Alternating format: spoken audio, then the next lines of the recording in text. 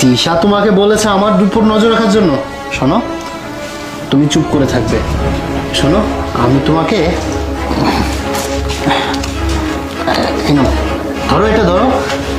শোনো, আমি কার সাথে কথা বলি না বলি সেদিকে তুমি খেয়াল দিবে না, আর তিশাকেও কোনো কিছু বলবে না, বুঝতে পেরেছো? হ্যাঁ আচ্ছা স্যার।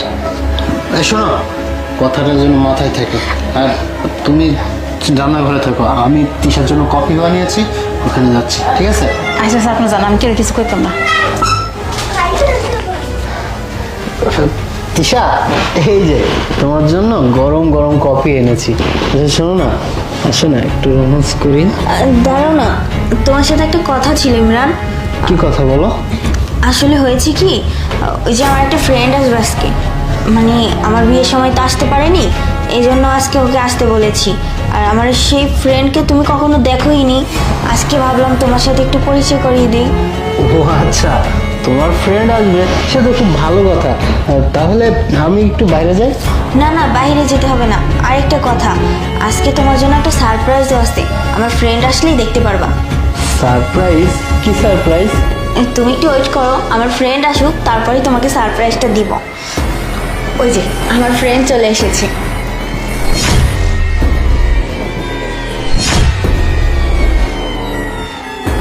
আরে প্রিয়া এখানে?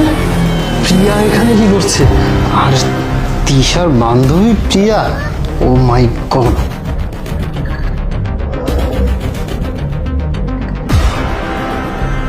আয় প্রিয়া, আমার হাজবেন্ডের সাথে তোকে পরিচয় করায় দেই। কিন্তু একটা জিনিস আমি কোনোভাবেই বুঝতে পারছি না, আমার হাজবেন্ডকে তুই দেখে এরকম ভয় পাচ্ছিস, আবার যেন কেমন করছিস। না, ওই যে তোমার বান্ধবীকে প্রথম দেখলাম তো, তাই আর কি, মানে একটু কনফিউজ লাগছিল। ঠিক আছে, আচ্ছা সমস্যা নেই, বসুন বসুন। বস প্রিয়া।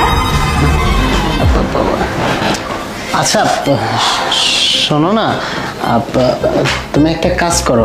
না না, আমি একটা কাজ করি। হ্যাঁ, তোমার বান্ধবী যেহেতু এসেছে, আমি তোমার বান্ধবীর জন্য একটা কফি বানিয়ে নিয়ে আসি। হ্যাঁ না না, তোমাকে কষ্ট করে কফি বানাতে যেতে হবে না, তোমরা বসো দুজন, আমি কফি বানিয়ে নিয়ে আসছি। এই, তুমি তিশার বান্ধবী? হ্যাঁ, তা আমি তো এটা কখনোই জানতাম না। হ্যাঁ, আর আমি যদি জানতাম যে তুমি তৃষার হাজবেন্ড, তাহলে কি আমি এই বাসায় আসতাম? আমি তো জানি না, এসে তো পুরো বোকা হয়ে গেছি। শোনো, ওকে কিন্তু কোনোভাবে জানতে দেওয়া যাবে না, বুঝতে পারছো? এইসব বিষয় পুরো যেন বুঝতে না পারে, সেইভাবে আমাদের সাবধান থাকতে হবে। এখন একটা কি করি, কালকে আমি চলে যাবো। আরে না, গেলেও আবার সন্দেহ করবে। আরে এদিক তো